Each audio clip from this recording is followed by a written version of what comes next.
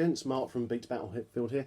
Sadly, can't be doing the guiding like I normally do, but what I have had over the past couple of weeks is a lot of people messaging me around what we can do around VE Day as projects for homeschooling and also from the scouting point of view.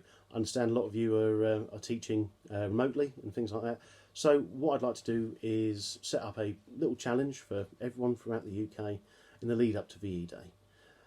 This challenge involves everyone trying to work out a menu.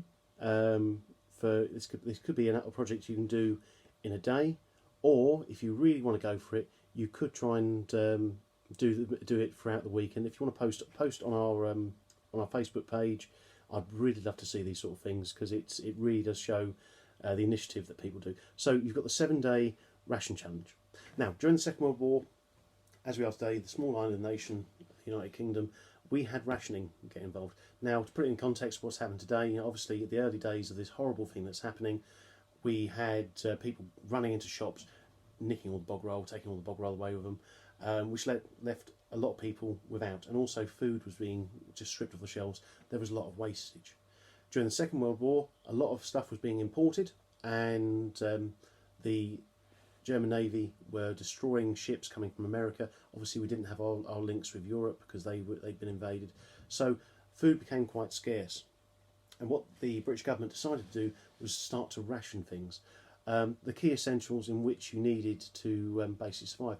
So over the course of those 7 days, attached to this message is the sheet which will give you all the valuations and things that you need in order to do the challenge. It's split up into 3 different sections. Now, the first section is the non-rationables. So stuff like fruit and veg wasn't rationed. It was just what was ever available. But what people were encouraged to do was to dig for victory, dig their own and grow their own from there. And I know quite a lot of people have enjoyed doing their own sort of grow their own stuff from there. So if you've got anything in your garden that you want to chuck into this, spices and herbs weren't rationed. So if you've got anything you want to zhuzh these meals up with, you're more than welcome to from here. So the non-rationables, the idea is I've given you the rations for one person for the week amongst that sort of section. But if you want to add a little bit of extra, these are the non-rationables. So we're talking about fruit and veg. Vegetables obviously were seasonable back then. Now we can just walk in. I can walk in the middle of August and get myself a parsnip from it's been frozen from there. But we're talking about all the fresh items that you can get from there. So if you've grown your own, you can use it, or if you can find it in the supermarket from there. No pineapple. Well, pineapples were available, but they weren't really available. They're a bit of a luxury. The next table is the rationables. So these are the key items which you can use throughout the week, and it's set up into 3 different columns. The first column, because when you were rationing, you got given your ration book, you'd go down to the shops and you'd be given what you could last for the week. And most rations are based on a family of 4 people, so 2 adults, 2 children. But what we have done is we've broken it down into single person's rations per week, and then we've given you the modern equivalent from there. So you've got, I'll go vaguely through this, you've got a massive 7 pints of milk per day, so you've got a pint of milk, sorry, 7 per day. You've got 7 pints of milk for the entire week, so 1 pint of milk per day. You've got 115 grams of cheese. So just to put it into context, your average block of cheese, you've got 1/3 of the block to last you throughout the week.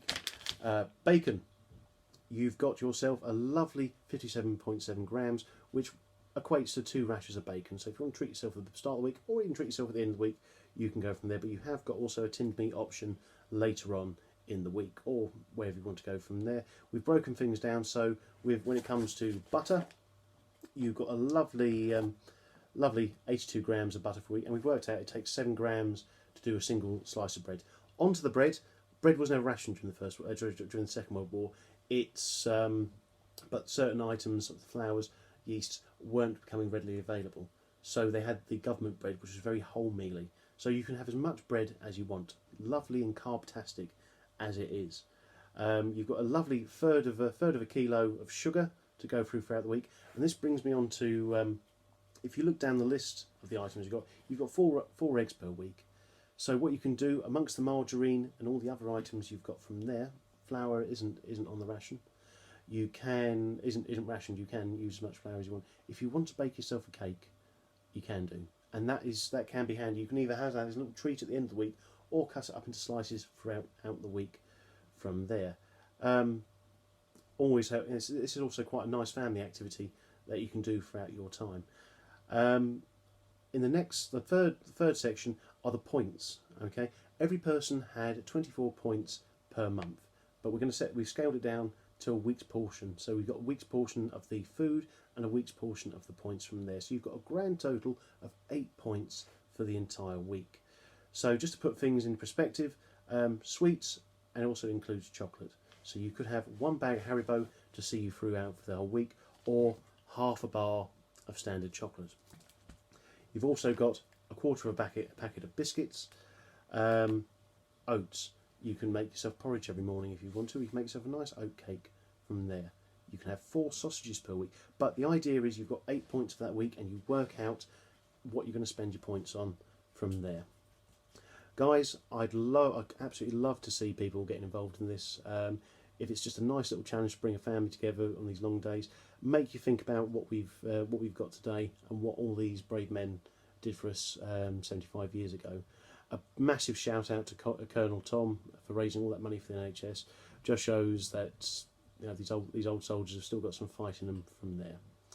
So guys, if you've got any questions, please just ping us a message. I'm currently working every single day that the God sends, and it is nice to get some communication from other people throughout the scouting.